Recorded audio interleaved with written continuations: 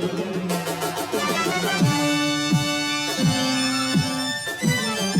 to JDM Imported.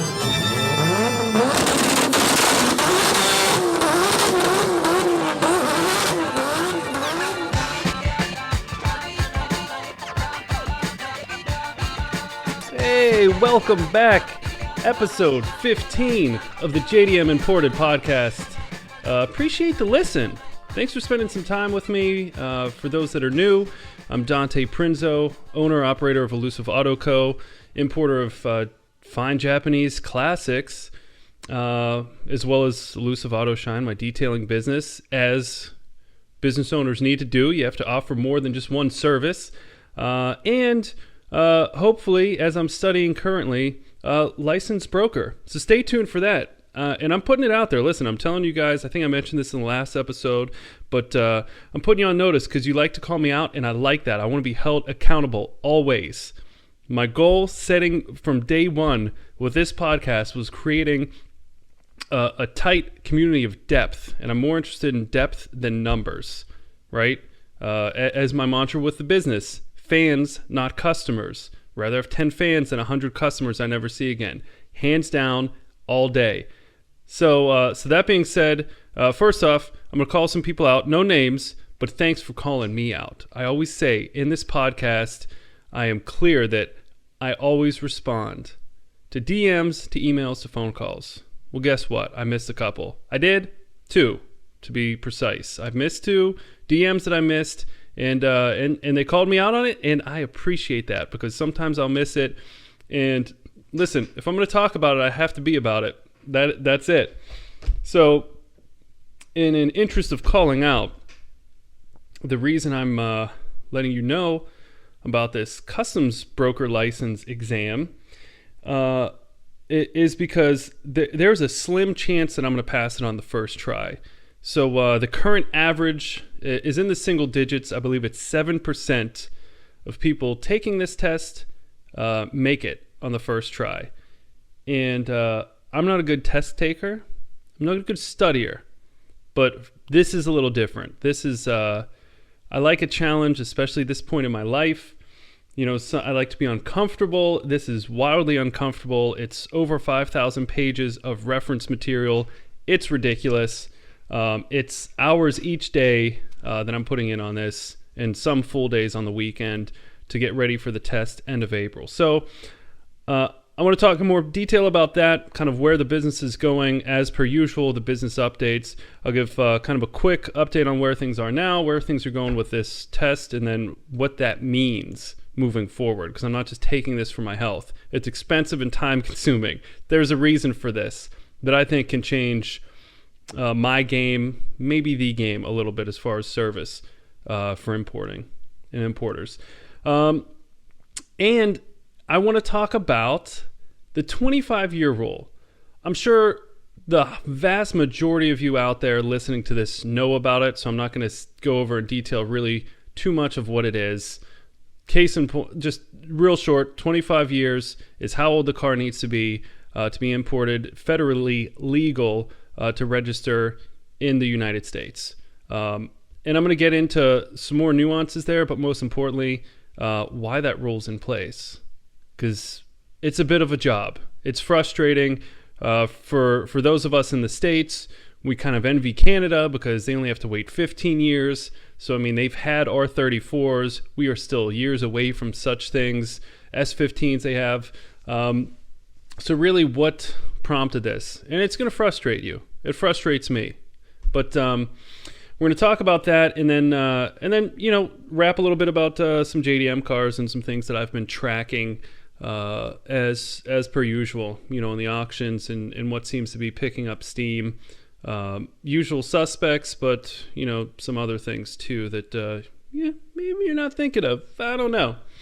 But so let's get into it. Let's start chatting about the business. So as you know, I've been offering detailing services because once I have a brick and mortar, I'm going to do a lot of those fine detailing services out of it in a controlled environment because, you know, if you're offering things, and I know there's just a lot of buzz out there with like coatings and paint correction. And I feel like anyone that knows that word says they can do it. These things take a lot of skill, a lot of time and talent. I think I'm decent at it, but there's still a lot to learn. So I'm not going to sit here and say I'm some professional expert. I would consider myself a professional, but really with detailing, with these fine details, you should always be learning. And it's kind of like learning a language. No one ever really masters it. Like, I've been speaking English my whole life. I could speak it better. I've never mastered it. I don't know all of the words. It's kind of like grabbing infinity, right?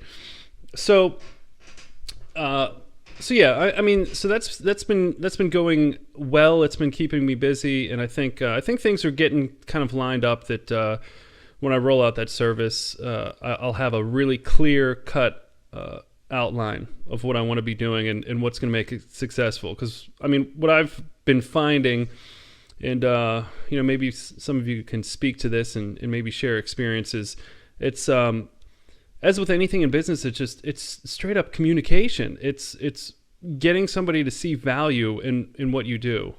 I am not going to offer the $150 special because that's not what I want to do. It's a fine business and there's a huge market for it. I mean, honestly, if you're getting into it, I think that's where you need to live, because there's always going to be a ton of people that have that, a wedding to go to. They've never had a car detailed, or an event, or like a really bad mess. A kid spilled some pop in the back, or whatever, coffee stains, like, kind of this one-time use. Like the people that I ask and they're like, yeah, I've never had it done before. Just like it got really bad, or else I want to get it detailed to sell it. And again, that's a fine market, but that's I need to stay true to what I want to develop in a business, and that is repeat and really provide value above and beyond just a service. We can all provide a service. Anyone can, like I've said before, anyone could do some research, find out how to bring a car in and sell it. Anybody can buy a bucket and some soaps and clean a car, but do you do it efficiently, without being overly abrasive, without wearing a car down? There's so many layers and levels to everything we do in business. It's not even just this industry, but there's pockets for everyone. There's pockets for those that do the discounts, high volume, low return. That's fine, and then there's definitely pockets for specialists, which is where to work with who I am, I think that's where I need to live. That's the type of person I am. Relationships, repeat, quality, not just like how fast can I get things done. And this kind of topic kind of spawned off detailing, but it goes into the cars the same way. When I bring a car in that I've imported, the way I look over it is the way I would look over something I would want to drive. And then just being really transparent with people. And I think that's how you get people back. I mean, listen, honestly, I have a sales background, I mean, in recruiting, I sold some of the hardest products to sell, and that's human beings. Selling a skill set in a person with all the variables of like location, of pay, of scope of work, title, what gets them interesting. There's all these things, and then hiring companies that, maybe don't know what they need or want, or don't want to pay for it, but want, setting expectations there. Like, that was the hardest thing to close on, was like, do you want this job? Do you want to hire someone? It was, which I think shaped me perfectly for anything else that I do thereafter, and especially this business that I've made the jump into from the corporate world. But yeah, I mean, it's just, without getting too long-winded, I mean, that's just, that's my model, and I think that's playing with my strengths, and I think, and maybe this is a good lesson. Again, I like to share in case maybe you're going through it and thinking of like a career change, or you're thinking about starting a business.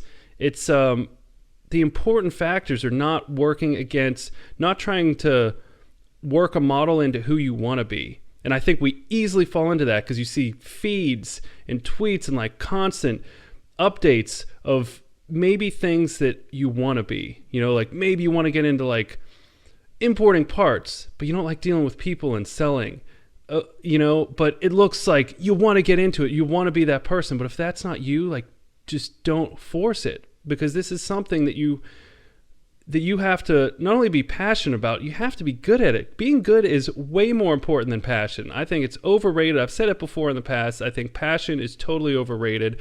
Hobbies are for passion. Doing work, being fulfilled with work comes from success. Success comes from skills and ability. And that's just it. And it's hard. It's hard for me for years to get that. And I think it's hard for a lot of people. When I have conversations with those of you out there that are looking to get in the game, looking to get in the business, as I said, the more the merrier. Come on in.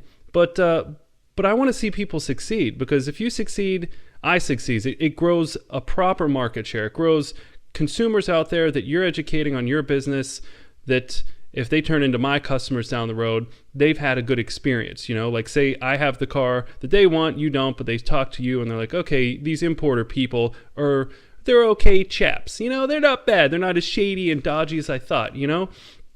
That's why I share all this. That's why it's important.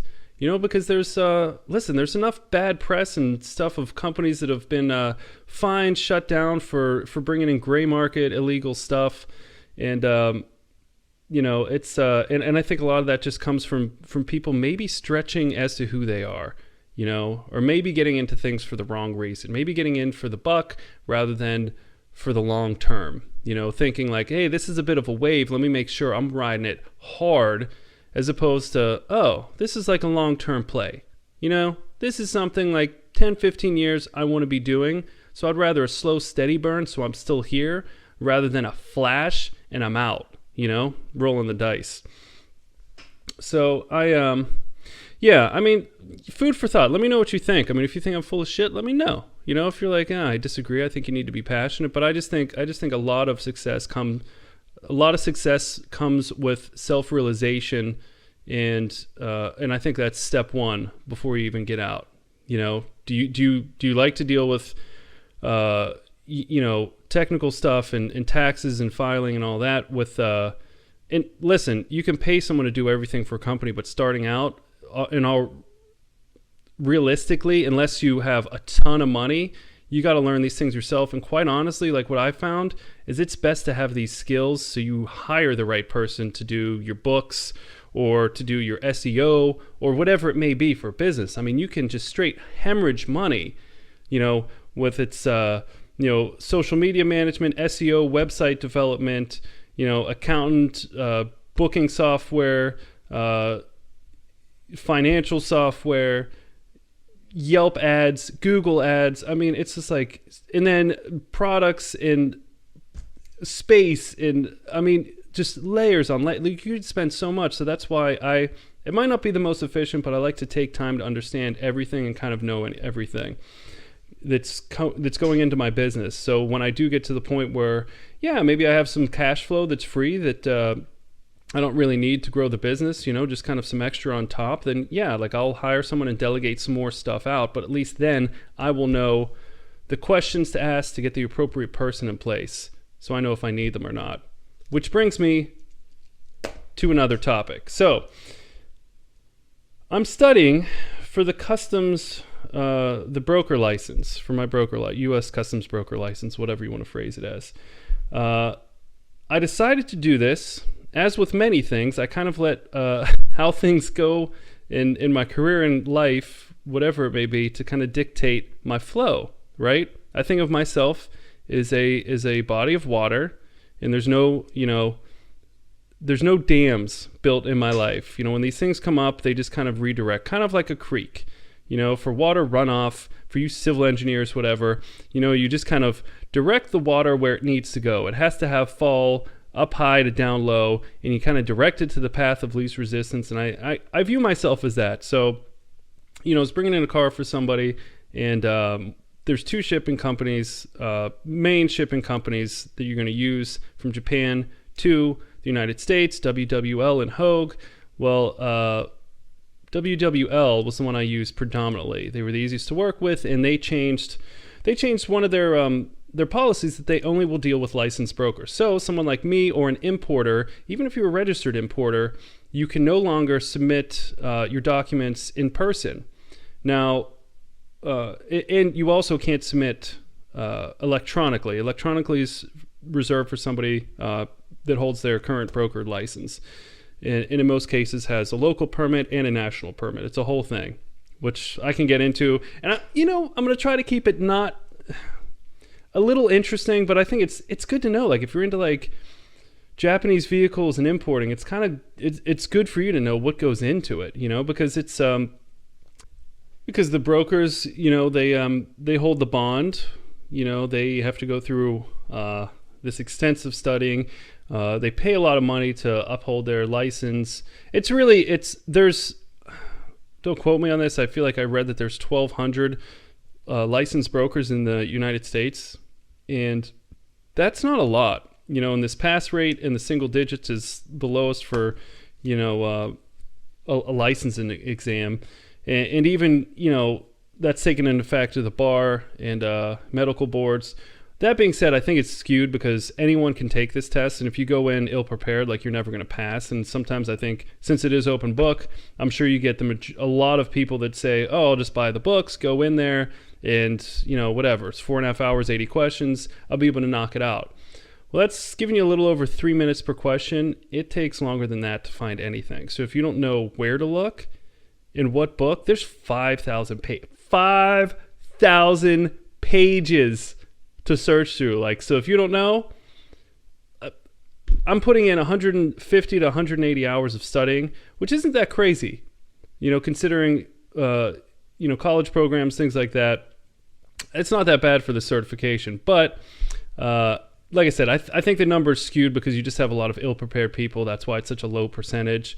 But that being said, the time is the biggest factor, and it's going to be tough. But I think it's worth it because really my point with all of this is, after that change, I think, okay, another company changes that, and my profit margins are going to get cut into even more. And on top of that, my consulting service, I think it provides value now. Like, I think it's worth it, to use me to have you, to guide you through the process. Really, it's worth it just for the access, just because the guy that I have that looks at the cars, it's live bidding, which a lot of online services don't offer, or if they do, it's just not accurate enough timing-wise. Live bidding on cars, 20 plus pictures, top, undercarriage, everything like that, engine startup, it includes transport to the port, which companies charge extra for, translations of documents, so auction reports, some charge like $20 each report. You might look at 15 cars, it adds up quickly. All of that stuff is included. There's no extra fees. So I think it's worth it. So I think like my service now has value. But when I think of the shipping change and how can I add more value and kind of separate myself, because this is kind of another business lesson without getting on too much of a tangent, how to separate myself from the others that do it, because there's a lot of importers. And, I was told from a wise man, from actually my father, owned his own business from a young age, not to reinvent the wheel, but just to make it better or offer it in a different way. Meaning, I'm not the first person, I won't be the last, and I'm not the only person importing cars, right? Or detailing, or whatever. Unless you're an inventor, chances are someone else is doing what you're doing. But to run a successful business, it's identifying a good market with an established business plan and evaluating what you can offer in addition or different to separate yourself. I don't want to say better, but just to separate yourself. So I see this is how people do it. This is a market that's real. I think it's a long-term thing. And it can go in so many different directions, Japanese, European, classics, and antiques, I should say, classics. Aside from the pending market crash in 3 to 5 years that people are all predicting, I'm sure things will slow down, but that's why you diversify. You offer some other things. Maybe you can import other goods and things like that, or maybe some cheaper cars for people, if they're not spending 40 grand on Skylines at that time, whatever it is. But, evaluating what business it is and how you can separate yourself. And this is my separation. And that's what kind of put me over the edge, because I'm like, man, I have to buy coursework, the books, It's, $400 to sign up for the test each time, $200 to register with the port, 100 permit fees, nickel, dime. Before you know it, I mean, you're like $1,500, $1,800 into this. So I'm like, that's not awful, right? I mean, it's a lot of money, but, you can spend more on tools pretty quickly if you're a mechanic. But I see the value in, one, diversifying the business. Because like I've said, selling cars, that's one thing. Offering service on those cars, that's another. Detailing, that's another. And I think import brokering is going to be my fourth. I want a 4-leg table so that if the market changes, which it will, things are cyclical, and it's really what I'm finding now. It's whoever can hold their breath, whoever can hang on the longest through tough times is usually who wins. And I think the best chance you have to hold your breath is to have some other things to do. If I'm just selling cars and something happens with the market down the road, or people just aren't buying secondary fun cars, and that's my only leg, I'm on the ground. I got nothing else, You can still have a square table with 3 legs, and maybe you can even balance it on 2. I don't know.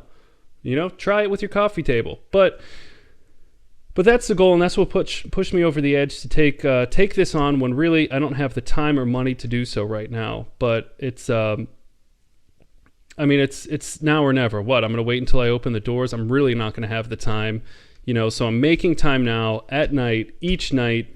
I hate taking family time away, but again, long term, it's worth it. If in the short term, some weekends, I'm just a little checked out on the computer, that's just how it has to be so that this thing can really work long term, which is the goal. And I think, like I said, the consulting service, it'll add that next layer. So now instead of referring, and again, another thing that prompted it is the company I refer to, I just don't like how they communicate. And they're one of the best ones I found. But whenever someone brings a car in, I communicate, I send them to this broker that I know, and they're one of the least expensive. That's still, I don't want to say, like, I didn't pick them because they're the least expensive, because there's I picked them because it was kind of a balance of cost, because some really charge a ton, especially if they're not familiar with it, because it's such a specialty regarding goods. I mean, there's a 3,700 page harmonized tariff book that has basically every good ever invented categorized in it, and some people know different sections better than others. So if you deal with a broker that's never done a car, like, they might charge you more just because they're like, oh, man, now I gotta like figure out what code, what reference, blah blah blah blah blah. But so I use this company, but I don't like how they communicate. They don't do things the way I would. And again, this comes over to control thing, good, bad, or indifferent. It's just my driving force is I need to have some control over it because I'm putting my stamp on it. I want someone to give me a good review, have a good experience, and they're less likely to do so if the things that are out of my hands don't go smoothly. So the things out of my hands are like, hey, so here you go. They're going to clear your car. They're going to submit all the documents. And then they don't follow up with emails. They say, I'll get back to you Tuesday. They get back on Thursday. You have customers that are calling me and they're like, what's going on? Like, I'm a little nervous. I'm worried, because you should be. It's the first time you've done this. You have a lot of money tied up and you haven't seen anything for it yet. It is the supreme sight unseen purchase you'll ever make, And I could make a whole nother episode just on the psychology of it. To kind of wrap your head around buying a car, sending money over the ocean, and then waiting a month to ever see what you actually bought and what you're actually getting into. It's a leap of faith, and that's why I think it's a model to be had to bring cars in for people, but to also have inventory, because it's worth it to some to pay more for that inventory that's here, because it's just here. When they want it, they can have it, and they know exactly what they're getting, and all risk mitigation, for the most part, has been eliminated. And I always say for the most part, because they're old cars. It could be great today. It could be nonsense tomorrow. It could blow up. I mean, let's be real. But anyways, I digress. So yeah, in the service, this brokerage license will allow me to do everything for everyone. You will not have to deal with anyone else. So it's bidding on the car, looking at the auctions, deciphering all that stuff, getting translations, winning the car, export, importing it, legalizing it, and then you'd have me on top of that, kind of another layer. This was something that a broker would not offer, is on the state level, like, get it registered. It's like not just submitting, getting it cleared, pick it up from port, but I mean coordinating logistics, getting it registered. I want to be able to offer a full, like, complete service. And I don't know, call me out if I'm wrong, but I don't know of any company that has importer of vehicles that has a licensed broker on staff. I can almost guarantee it because it's such a pain to do. And it's a separate, like, people do this for a career, not just like an addition to a business. That's why maybe I'm a little ridiculous. I don't know. Maybe I've lost my marbles that I'm even partaking in this, because this is like a career path for people, and this is just going to be one of 4 legs for my business to stand on. But I mean, who knows? Maybe it could. I'm registered with the port, so I'll probably be clearing goods just by default because people look up their local broker, and there's, again, only 1,200 of us in the country. So I'm saying that like I already passed it. I could go through all this, and this is the leap of faith thing. I could go through all this and take the test once, twice, 3 times and be like, oh my, this is too much money. I'm just blowing money and this just isn't for me. That happens. I've talked to people that have gone through it, and a lot say that people fail twice and they don't even come close and they just stop. But that's why I'm putting myself on notice, because I know you'll call me out, and I'm not just going to sit here and talk about the good things. I'm not going to wait until the end of April and be like, hey guys, guess what? Guess what I've been up to? I passed the test. Easy breezy. No, I'm going to, yay, I either passed it or like March 1st when I get the results or whatever, just be like, yeah, I failed it miserably. I tried hard and I sucked at it, and I'm going to keep on digging, because that's the name of this. That's the goal, right? I want to share everything that's going on with my life, with this business, so hopefully you can learn something, or maybe it's just an entertaining listen. Maybe you want to see me succeed or see me fail. Either way, if you're listening, it's all good. So I'm excited about this. I'm ramped up. Like, so far my energy is good for it. I hope that I don't get burnt out. I usually don't on things. Again, this is against my natural grain. I'm not a studier and a book guy, but this is potentially very big. And I think, like I said, if this is the key that separates me to offer what I want to offer, this level of service that I demand out of this business, then I'd be a fool to just contract this out to somebody and to pay, $400 or $500 each time I want to bring a car into somebody, when it's something I can be doing, and doing it in a manner in which people deserve it, So, yeah, I mean, in the future, there's going to be, like, right now, yes, I can still consult, give you all that access, bring a car in for you. Again, I'm not going to have much inventory until we do the move to Pittsburgh. But, yeah, really, I think, and I'd like to hear your feedback, like what you're more likely to do. I've talked to a lot of you who are going to be in the market in the next year, maybe 2 years, and just kind of gathering information. Like, what would you be more likely to do? Spend more for something that's you can touch, it's tangible, it's here, you could drive it home the same day, or spend a little less and pick the car you exactly want. So, and just a quick pros and cons list to both of those. I can't be clear enough that no matter how well I look cars over, have them looked over, startups, there's inevitably a surprise or two, and you just got to know that when you're buying. So, like anything else, sometimes getting the refurbished computer, you can save a little bit, but is it worth it? Sometimes yes, sometimes no. Same thing with a car. You might be able to save a bit, but there could be, you might get on the highway and then all of a sudden the clutch is slipping. No way to know that, because we can't test drive them and drive them around the auction yard. Technically not supposed to really start them up, although we do anything that you see in person. And most of the auction reports are pretty thorough if there's any engine noise, but you can't really rev them. You can't let them idle for 15 minutes and get to operating temperature, because some are in garages. They're sandwiched in there, tens of thousands of cars, a lot of people. You can understand. You can't just be starting up and revving cars all over. The pollution alone, there'd be like a gray cloud over these auctions.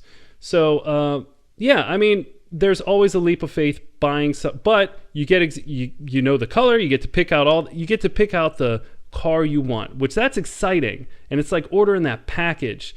We've all been there. You order the car parts, the wheels, suspension, and it's like you will leave work to come home and unbox those wheels. Like, you get so excited. And think of that with like a car that came on a boat from another country for a month, that someone else in another country speaking another language drove, that has like a history that's like romantic, nostalgic. Like it's awesome. Like it's a cool experience going through that, but not for everyone, because you still don't know what you're getting into until you see the car, and it's already yours. You've paid for it, it's yours. So if you're that type of person that wants to go through the experience, that is specific about what they want, then yeah, it's a great option, and it can save you a little money. It's not a ton, but it'll save you some money for sure, or are you the type that would prefer to get something out of stock, that would prefer that something's been imported, that it's been driven, looked over, checked over, when the oils, all the fluid, all that stuff was done, changed, that it's been cleaned up, that you have more data on, more stuff, and you also know that you have the title that's ready to be transferred to your state, and there's no hoops. There's no going to DMV and getting the state troopers or a state inspection station to verify that it's your car, verify the VIN number. There's none of that. You buy it from inventory, you get the title, you drive it home, you get the title in your name, like buying any other used car. So for that, and I think sometimes people lose track of how simple and nice that is, and really what the value is of that. Because again, if something pops up, and it's to no one's fault, it's an extreme disclaimer that I take no responsibility for, if that car has, you will know everything, and it's your choice. If there's a leak, you'll get a picture of it, a description to the best we can of what it looks like that leak is. But if it turns out to be something else, it's like, that's on you, so that's the risk you run of bringing a car in. You got to know it, and I'd like to think I'm as transparent as they come. I talk people out of stuff regularly. Just like in previous episodes, I will talk people out of project cars. I think it's a bad idea for importing. You'll spend more, and it might get stuck. It might get put in general order. It has potential for a huge nightmare, more so than it has potential to work smoothly. Facts, so let me know what kind of person you are. And you know what? These are all things, really, I'm asking you to help me, because this kind of helps me gauge interest in the market and where business is going, so hook a brother up. Anyways, let's talk about that 25-year rule, shall we? So we all know it's 25 years, cars to be 25 years old. An important sidebar to note it is that is the date of manufacture, because it goes down to the month. So if you do try to clear a car, or someone brings a car in and says it'll be, it's 25 years old, like it's a 94, whatever. Well, it's a big range. It depends on the month. It's got to be to the month. Customs won't release it, especially if you're an individual. They won't release it. So, and the way that they find out the month is it has to be something attached to the body. So an easy trick, especially if there's like a customs agent at a port that doesn't know, and a lot of times these brokers don't know because they're not through it regularly, so they don't prompt people to do so. And they might get something back from customs, turning something down, or maybe they looked at the wrong thing. So when you get the car in, it has an export certificate, and it shows the first date of registration. That's just the first day it was registered. You can go to dealership, buy a Nissan Murano that technically was made 8 months ago, but was registered, in February. Same thing with cars overseas.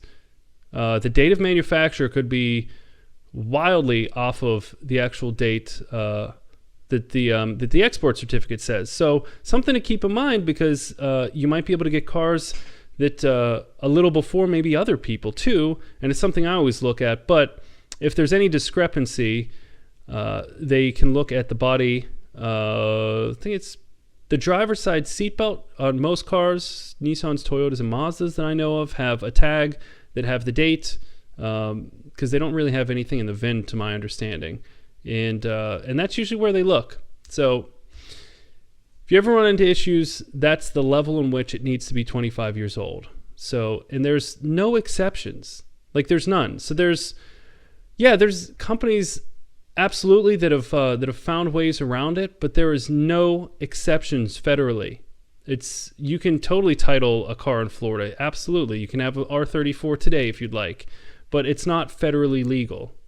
It's just not. Each state has different rules. Some states you can have rust holes through your floorboard. Other states you need to have 3 cats on your car. It goes from state to state, but a federal law is a federal law. It means no difference what Utah or what New York says. It's federal. So if they do want to impound your car, they have grounds to do so. And especially it seems like, and listen, I still get a lot of questions about this. What if I just keep it low key?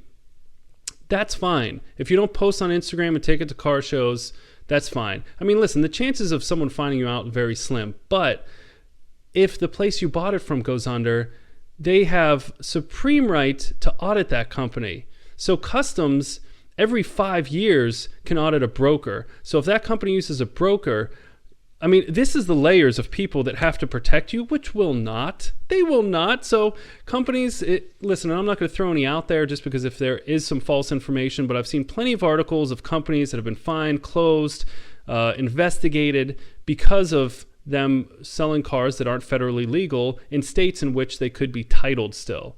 And they get caught. It's always the same way. You're dealing with a broker that's clearing your goods. That broker gets audited by Border Patrol every 5 years, typically. And if they keep records longer than that and they forget to throw them away, then they need detailed records of things past 5 years. I mean, listen, it's a whole level of shit here.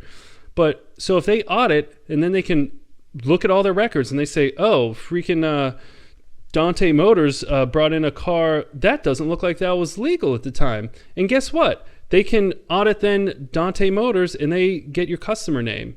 And actually, usually they can pull it from the broker anyways because there has to be a consignee on there, which is the destination essentially where the car is going to end up. So they don't even have to go through your dealer. So if anyone from customs, which is always investigating, goes through a broker that maybe doesn't have the most up and up dealings,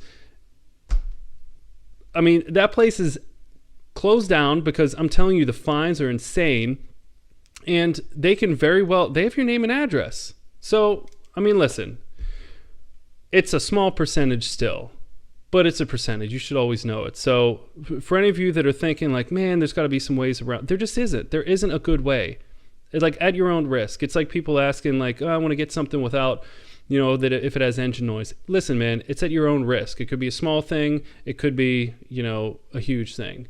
But I mean, same with getting these cars in that are just, we'll say, gray market. So, I just wanted to kind of get into a little more of detail with that. But so in essence, and it's a bummer, right? Because Canada's 15 years, we're 25, and it doesn't look like that's going to change unless there was a strong lobby against it. Because this rule, I believe, isn't any older than 1988, late 80s. And it's because it was lobbied to be pushed. Why? Because the U.S. market for vehicles was getting hurt greatly from people importing cars. There was a huge influx of people importing cars, from Land Rovers to stuff for work, postal things. I mean, you name it. People were importing a ton of cars. I had no idea, but apparently it was a big thing in the late 80s. And it was putting a huge dent into U.S. dealers. So, and I've read this before, and I don't know who else was involved, but I know the company that spearheaded it, and hey, sorry if you're Euro fans out there, but Mercedes-Benz took some of the biggest hits, tangible hits on their market, and they came to find out that it was due to importing of vehicles, because people, I mean, again, you have the difference between a monopoly and an open market, and that company is going to want to squash it because then all of a sudden people have options, right? And they were able to get vehicles in, even being other Mercedes, for much less from different countries. So it was hurting our local market. And listen, there's two sides to that. I mean, I think we can all, as JDM lovers, be like, that is such bullshit. Freaking Euro company, Mercedes, just learn to make But listen, there's two sides for that. They were doing things on the up and up, and people were finding a workaround to save some money. So there's two sides. I'm still upset about it. I'm upset that the law could be changed just by a company getting big enough to lobby and to get this change and this restriction. That part I don't like, but you can see it. You can see a little bit from both sides. But anyways, so yeah, there was a big push. They led it. There were some other manufacturers, but essentially in '88 is when they passed the law that to protect those dealerships, that cars had to be 25 years or older, and then that protected from the new car sales. Because I think that's what was really getting marked up, was the new cars. Being able to get something, I don't know, in China, in Europe for less than like a new Mercedes would be here. And there's other, if you kind of fall down the rabbit hole, I've read some other interesting articles about exporters, exporting cars here to other countries that will pay way over what the sticker is, and similar rules getting put in place to put them under huge fines. So, I mean, basically, Border Patrol is no joke, and once they pass these laws, it's put it this way. This is kind of a good example. If I, as a licensed broker, direct you to classify your car part under something different, so maybe say there's 10 classifications for suspension parts, right? And say one of them is a cheaper duty rate for your duty tax. You have to pay duty on anything you bring in. I can be fined $10,000, not up to. I will be fined if they find out that I directed, if there's any written documentation, or even if you report this or someone audits you or something and it gets back to me, $10,000 fine. The only saving grace is they cap it at $30,000. So if you do it 6 times, you're still only at 30 grand.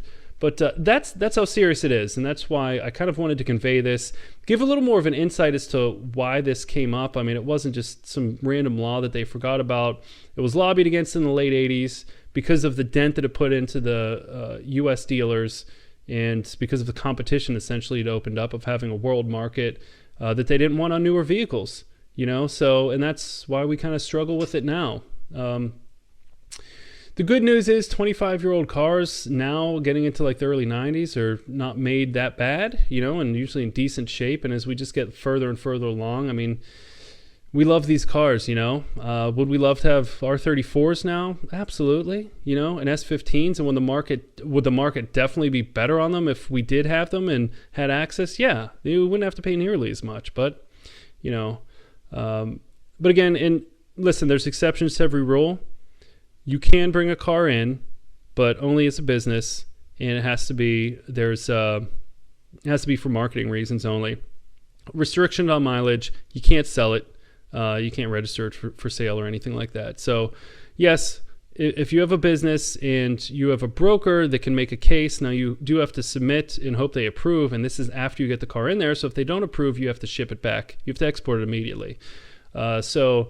There is, but I mean, they will if you're a legit business and you're just using it for marketing and you don't have any history. They can also, research your moral character. They can make a decision based on that with prejudice. Absolutely, they actually have it highlighted in their books. So I thought that was interesting. I mean, they can.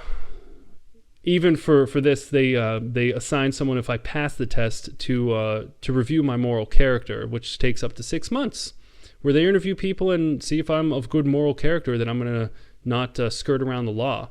So, I mean, it's serious stuff. I think that's why there's so few people doing this, and it's why I want to do it, to eliminate these articles I've heard of companies closing that have brought in cars that were disassembled. That's old news. Or bringing in cars that are classified differently to save on duty, or classified to save on the 25-year rule, or brought in for marketing and then worked around to resell in Florida or whatever it is. Or another popular thing is bringing them into Canada and getting a temporary, I forget the name of it, but where you can essentially bring it over here, but then you have to take it back to Canada every year. That's kind of a workaround, but if they find out, they can also impound it if they find out that you have a permanent address here and no permanent address in Canada. or dual citizenship. So, man, that was... But anyways, let me know if you have questions about that. I wanted to share, obviously I'm geeked out, I'm neck deep in like all of these regulations and stuff, and I find it fascinating, and when you start to uncover why more of where this stuff stemmed from, it makes it more interesting, I think so. So we understand what we're doing, not just following like blind sheep. So yeah, that's the 25-year rule. So we got that. My license I'm excited for. So I was looking there is really some there's not much new in the pipeline for JDM cars right now. I think I've mentioned it before. I think a slept on is the Celica or Celica, depending on where you guys live. Now we're running into the it's the ST 205 210 with the four. I run off the cuff. I try to like exercise my brain. I could add some notes here, but I think it's the 205 with the 4 headlights, or the 210. Correct me. But either ways, so those are legal now, and I think again, this time of year, I think they're the best buy. They've really dropped down. I think you can get one. You can get one wholesale for, I don't know, anywhere from $5,000 to $8,000. So, and then costs on top of that, and this is something to always keep in mind, and I can break it down, but that really would take another 20 minutes. I don't want to extend this podcast too long because your time is valuable, but I would always break in another at least $3,000 on top of whatever the wholesale is, because you're going to have to pay auction fees. So that is the person that's bidding on it, that's doing the pictures, the export documentation, all of that stuff, transport to the drawing a blank, the place with the boats. So the domestic shipping, in Japan to the port, to the port, and I need to get some lunch. So you need to pay for that. You need to pay for any kind of cleaning or whatever your country needs, steam cleaning if they find anything that needs rectified. So you have that, you have the export, then you have the shipping, which shipping, depending on the size car, and I see quotes all over the place. As with most companies, don't blame any of them. It's another place for markups and opportunities just to kind of gain a little profit margin. But realistically, shipping is going to be anywhere from $1,000 to $1,500, depending on Ro-Ro. They do cubic meters, so it depends on the size, and that could greatly vary. So some smaller cars, yeah, $1,000. Usually that's like bottom, like pretty much flat. I haven't seen less than that, and this is real figures, not just markups or anything that I'm making up. So $1,000 for something smaller, even some like mid-size or RX-7s, whatever.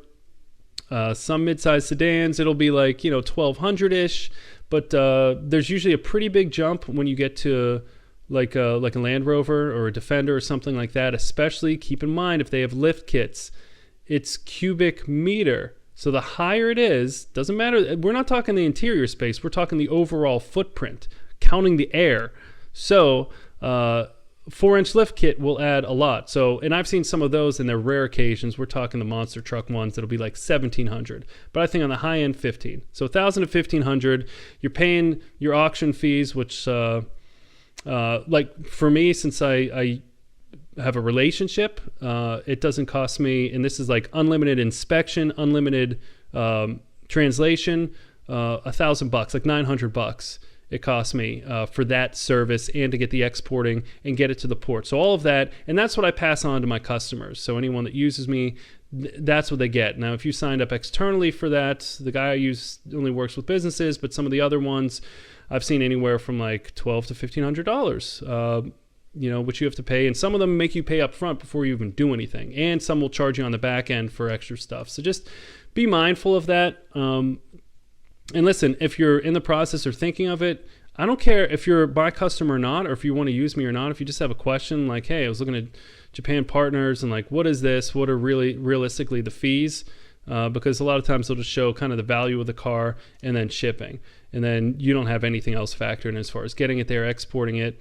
So shipping, $1,000, $1,500. And you do have to have bonds and you have to pay a broker. So brokers will charge, say $150 for a single-use bond. So that's just to get the car in. They'll charge you like $60 to file an ISF, and then some various charges for different for submission and clearance and all that stuff. So the cheapest I've found out there, and again, cheapest isn't always the best, is like the $300 range. Some will charge $650. There's some out there, yeah. So like in that range, but factor it in. So then you're gonna have to pay that, and then on top of that, duty tax when it comes in, 2.5%, and there's also port handling fees and things like that. So, and some brokers will factor that in. So maybe the $600 one that's the most expensive isn't, because they factor in the port handling fee, the duty tax, all of that, and then some it's all itemized. So just get things broken down and itemized. But I'm going to round things for you. I think $3,000 is safe. A little bit more, a little bit less sometimes, but whatever the car cost, throw 3 on top of it. That's what you're going to be into it for. That's what you're going to be in getting stateside here, federally legal. Now, and then it's an extra thing. You're going to have to pay state tax on it once you go to register it at home. And this is something that sometimes creeps up on people, because you're like, well, I just paid duty. That was to get in the country. So just think of it as 2 borders you have to cross. The border of the United States, duty tax. The border of Kentucky, wherever you live, state tax. So listen, it adds up. It adds up a lot. And again, this is where that margin between bringing something in yourself and buying something out of an inventory starts to get close, because when you're buying out of inventory, there's some things that just cost me less than they will cost you, just factually. And I'm one that likes to pass that on. So yeah, I think that's kind of it's a good cost breakdown. I wanted to at least give an overview, but yeah, man, I think that I think right now, if you're looking, my recommendation always with cars. So just let's close out with cars real quick. If you're looking at cars, there's certain cars that are not going to drop. A GTR, if you want one and you think they're too expensive now, they will be more next year, and they will be more the year after.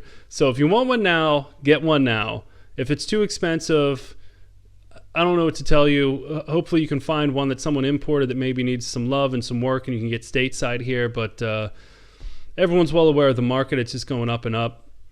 Things that aren't going to fluctuate much are going to be like the all-wheel drive cars, like the Celica and the Pulsar and, WRX, Lancer, even though they're very hard to find clean, because a lot of them are just rusted out because they came from up north. Let's remember, up north there is like up north in the States here. Salt, snow, rust, facts, but yeah, and cars that have been holding, RX-7s, I still think are a good buy. So if you're looking at an FD, and FCs have actually kind of backed off a little bit. So yeah, I've just been looking at the data with FDs. I mean, they've been since actually, oh man, this is almost perfect. So since like February 9th of last year to now, I haven't seen much change. I think the price for an FD Type R, in like decent shape, like a 3.5 grade, 4 grade would be nice, but personally, I think 4 grades are overrated much times. And, fairly stock. I mean, yeah, you're going to be in the low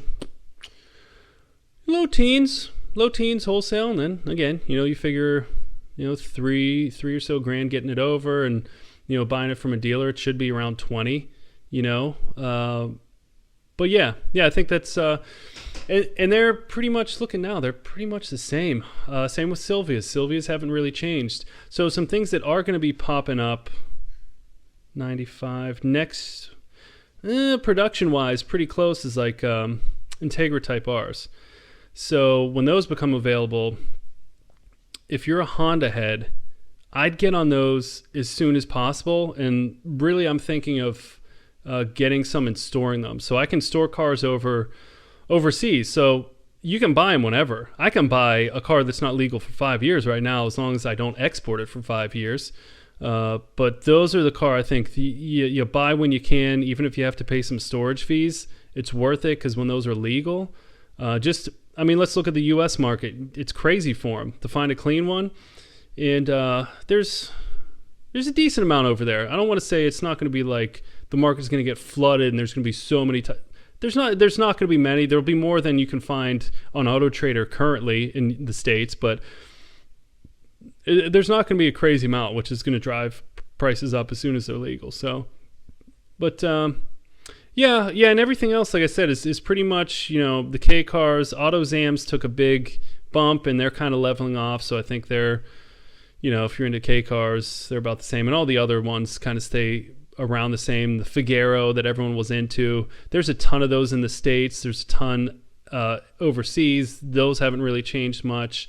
And in trucks. So yeah, this is actually, we're getting into the season where if you're looking for a 4x4, this is probably a good buying time because they're going to start dropping. I've even noticed that like Land Cruisers, Discoveries, things like that have started to level off and drop. So if you're looking at those, I think this is a good time. You get it in time for spring, and the market's not, when it's snowing, they're just worth more over there. It's just how it is. And yeah. Oh, and as far as the another good buy, Chasers, Tours, Mark IIs or Chasers, the JZX90s, whatever chassis you enjoy of those, are a really good buy now. They are just not, if you're looking to resale it, not so much, but if you like them, you want a 1J and a 4-door, they are a good buy right now. They kind of peaked. The 5-speeds, are definitely about $2,000 more on average than the autos. Keep in mind, it's pretty easy to source parts. Like the transmission they use is pretty commonly used in some cars in the States and easy to import, even if you can't. But they're a good buy. They've really leveled off. I think you can be into one automatic. Anywhere from like $9,000 to $10,000. And then I think throw like 2 on top of that for a stick. I think you could be in the low teens, like one with a lot of, they vary a lot. And the ones with some nice mods, like wholesale might be like 13 to 15, but they're a great buy right now. I'm telling you, if you're into 4-door drift cars, man, it's a good time. And who knows, like with anything else, I mean, we're one Hoonigan video away or one viral video until it changes, because really that's what it does, especially with JDM cars. It'll really cause a shake in the market just based on like visibility. People will see something like, I guarantee if someone made a really cool rally video with a Pulsar GTI-R, they would go right back up to where they were a couple years ago, because they have really bottomed out. There's really none I can find for sale. There's not much at the auction, but when they do come up, they're way cheaper than they used to be, and there's just not much demand. And I'm like, man, if someone made a cool rallycross video or something with a Pulsar, or just showed it having fun in a proper way, I think they'd go back up, at least stateside here. But anyways, so that's my wrap on cars. Just kind of let's say an information dump, kind of real-time thing, because I track and I do all this, and I want to provide for those of you that don't really care about the ins and outs of my business, that don't really care about federal regulations and all that history. I want to give something to you too. I mean, this is a car talk channel, so let's talk cars a little bit. And if there's anything, as always, to close it out, if there's anything you want to hear about that I haven't spoke about, if there's any feedback you have, good, bad, indifferent, I welcome it all, and I listen, and I promise I'll try to respond. But if I miss you, call me out. I'm fine with that. Call me out on anything. I'm all good. It just makes me better. So what am I? I don't want people to just send me roses, right? But yeah, I mean, I've been getting a lot of good feedback. Obviously, I hope to get more of these up, or at least more frequently. But I'm doing what I can, guys. It's juggling the detailing. Elusive Auto Code, the importing, and then studying for this exam. It's a full plate, and I have a family too, so that's something, and listen, I always have to put them at top. They are always paramount in my life. But man, I welcome it all. It's an exciting time. I'm gonna keep you posted, like I said, as always, transparently for the ride, because it's helpful for me. Hopefully it's helpful for you.